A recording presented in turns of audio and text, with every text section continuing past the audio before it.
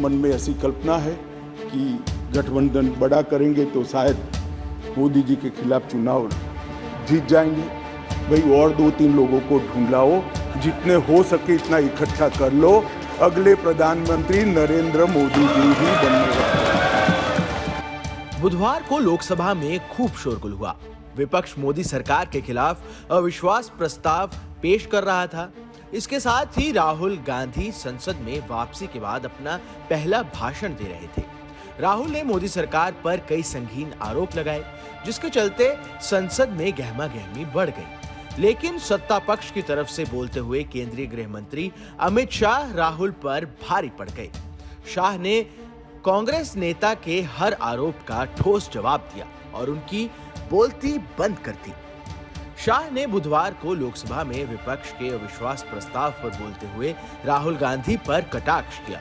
शाह ने पूरे सदन को कांग्रेस सांसद की 2008 में महाराष्ट्र के विदर्भ में एक विधवा महिला कलावती बंदूरकर के घर की यात्रा की याद दिलाई। ऐसे में अमित शाह का ये बयान सोशल मीडिया पर ट्रेंड होने लगा। इसके साथ ही लोग ये सवाल भी पूछने लगे कि आखिर कौन है कलावती।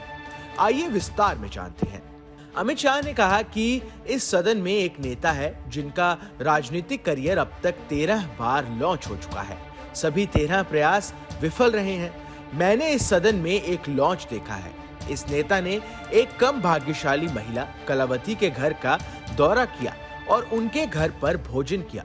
इसके बाद उन्होंने सदन में गरीबी और उनकी कठिनाइयों के बारे में बात की। इसके बाद उनकी सरकार 6 साल तक सत्ता में रही। मैं पूछना चाहता हूं कि आपने उनके लिए क्या किया। शाह ने कहा कि मोदी सरकार ने उन्हें घर, बिजली, गैस, राशन और शौचालय दिया। दरअसल कलावती विदर्भ के यवतमाल जिले के जलका गांव की रहने वाली है। वो 2008 में तब सुर्खियों में आई जब राहुल गांधी ने अपने संसद भाषण में उनका जिक्र किया। कलावती के पति एक किसान थे। उन्होंने 2005 में कर्ज नहीं चुकाने के कारण आत्महत्या कर ली थी। राहुल गांधी के बयान के बाद कलावती पोस्टर वुमेन बन गई थी। इसके बाद सुलभ इंटरनेशनल ने कलावती को 36 लाख रुपए देने की घोषणा की थी। पहली किश्त के तौर पर 6 लाख रुपए का भुगतान भी किया गया था। कलावती 8 बच्चों की मां थी। उनके 2 बच्चे पहले ही मर चुके थे। आपको बता दें कि अमित शाह मणिपुर में हिंसा को लेकर केंद्र की भाजपा शासित सरकार के खिलाफ विपक्ष द्वारा लाए गए अविश्वास प्रस्ताव पर बोल रहे थे।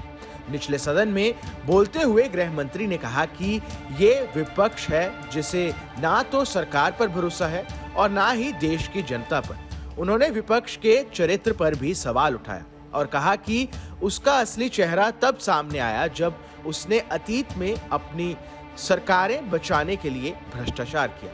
Bureau report, team news nation.